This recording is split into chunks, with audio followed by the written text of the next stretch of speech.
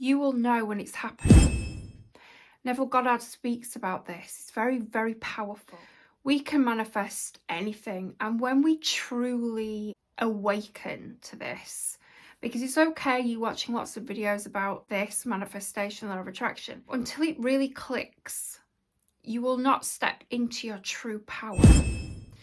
And please don't feel frustrated if the penny still hasn't dropped. Just keep going, because you have the will. What I mean by this is, when we realize that we are not this body, this meat suit. Hi, nice to meet you. We are not this meat suit.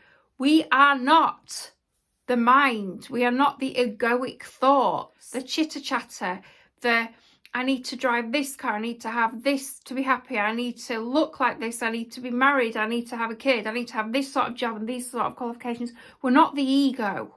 That's all been put in place by society on purpose. That's not who we are. We are the soul. We are the soul, and what that is, it's the divine essence of who you truly are at soul level, not what you look like. Your soul has been around for centuries, and it's lived many, many lives. And the purpose of this life, in my opinion, is to remember. Every life is the same. We've got to remember the soul is our true essence.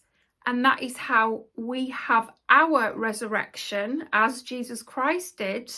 Jesus Christ left the cave. Neville talks about this, to go back to God. When we leave our minds, Neville says the skull, when we realise this is the cave, this is like the cage, we've cracked it.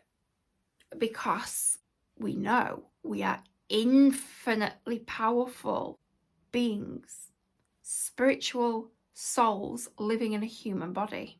So when you can project your thoughts, have daydreams and visions in your mind, which is the fourth dimension, when you can take yourself there, and I would refer to this as the third eye, because I am esoteric and I am a healer, this here, this chakra, when you can go there in the mind, you will go there in the body.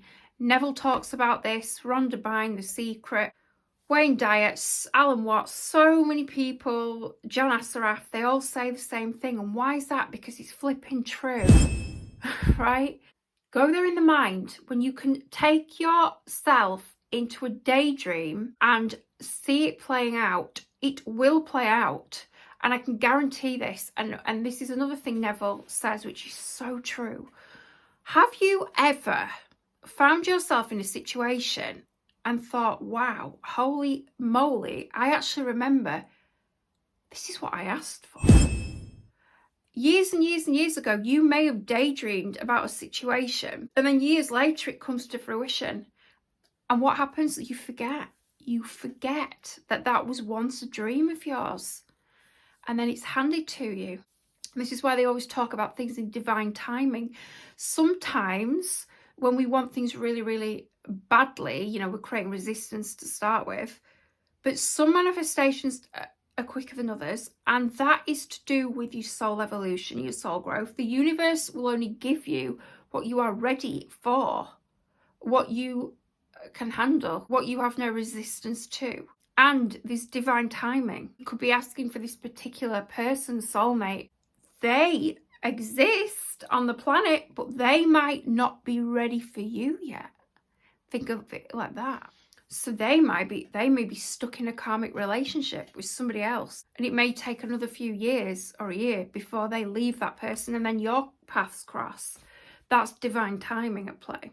So in a nutshell, you will know when this is happening when you start to, and I'm calling it awaken, when you start to really realize that you hold the key, you hold the power. You will start to pay more attention to things like going to bed at night and your dreams. You are ascending spiritually. You are seeing maybe number sequences, coincidences that aren't really coincidences, synchronicities. And you are just becoming more aware of your higher self. And you can connect to your higher self through meditation. It's very, very important. Again, Neville talked about this a lot. When you quieten the mind, it's when you can truly hear and receive messages. If you have a daily spiritual practice, which could be 5 minutes of meditation in the morning, that is fantastic. You know, you're allowing your consciousness to expand. It's about expansion and then contraction. Neville talks about this as well. So there's no limit to your expansion as an infinite being, but there is a limit to the contraction. So God, he expands, then contracts, then he expands some more, then contracts, then again and again, and it goes like that. That's you. That's you evolving. Once you start the process, once you start being more open-minded, once you start taking on new things in your life, when you're open to new experiences, reading, learning things, meditating, you will expand. You'll contract a little bit and then you'll grow again.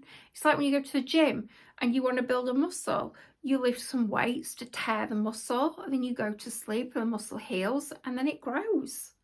And then you go back and do it again and it keeps getting bigger and bigger. Similar thing. I'm going to leave this video here.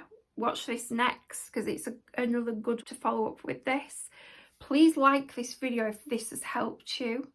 And I will see you soon, sending you all love and light. Infinite blessings. You are powerful beyond your wildest dreams.